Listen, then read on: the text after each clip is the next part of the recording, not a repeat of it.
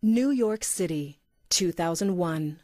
No tall building had ever collapsed primarily due to fire. But that's exactly what investigators believe happened to the 47-story World Trade Center Building 7 on September 11th.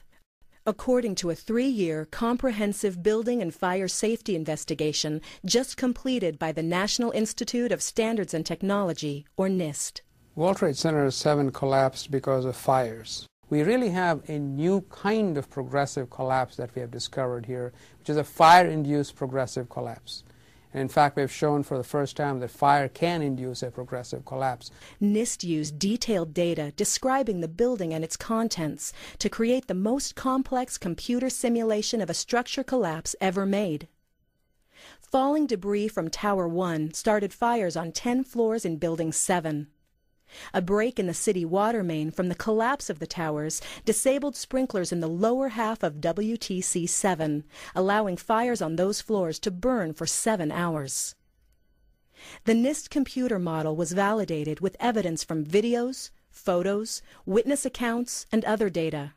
It shows that heat from fires expanded long support beams, causing connections and floors to fail. So you look at the floors failing here, and eventually this column 79 is going to buckle, it fails, and then the entire vertical progression takes place. The buckled column caused additional collapsed floors and falling debris that removed support from adjacent interior columns. A chain reaction then caused other interior columns to fail in quick succession. The outside shell of the building fell. The NIST team found no evidence that explosives were involved in the collapse. And our analysis showed that even the smallest explosive charge that was capable of bringing down the critical column in the building, had it occurred, we would have seen sound levels of 120 to 130 decibels about a half a mile away. That would have been an incredibly loud sound, and that sound was not picked up by any of the videos or witnesses that we have talked to. The team found that World Trade Center 7's design was generally consistent with the relevant building codes when it was built. Our high-rise buildings in this country are very, very safe. Having a collapse of this nature is a very rare event.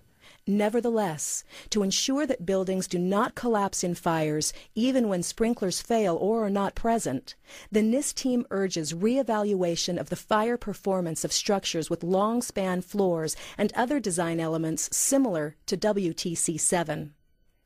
The team's report also calls for stronger codes, standards, and practices so that other buildings don't suffer the same fate.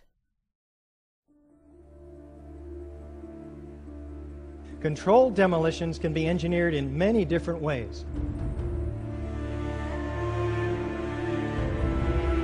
NIST, the National Institute of Standards and Technology, claims they found no evidence for explosive demolition of the Twin Towers.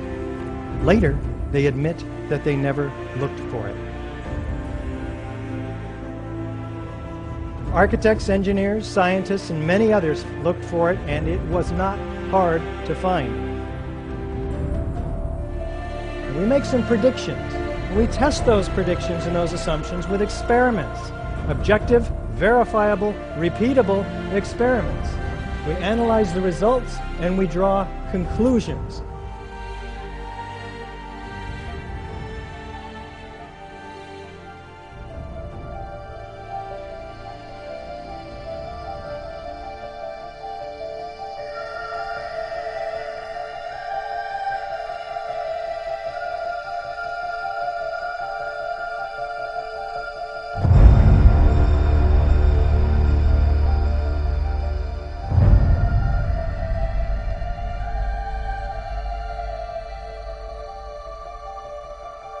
I think I know an explosion when I hear it.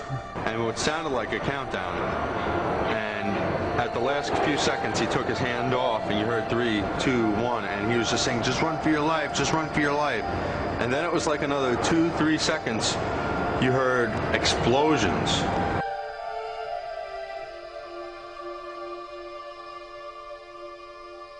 For the third time today, it's reminiscent of those pictures we've all seen too much on television before, when a building was deliberately destroyed by well-placed dynamite to knock it down.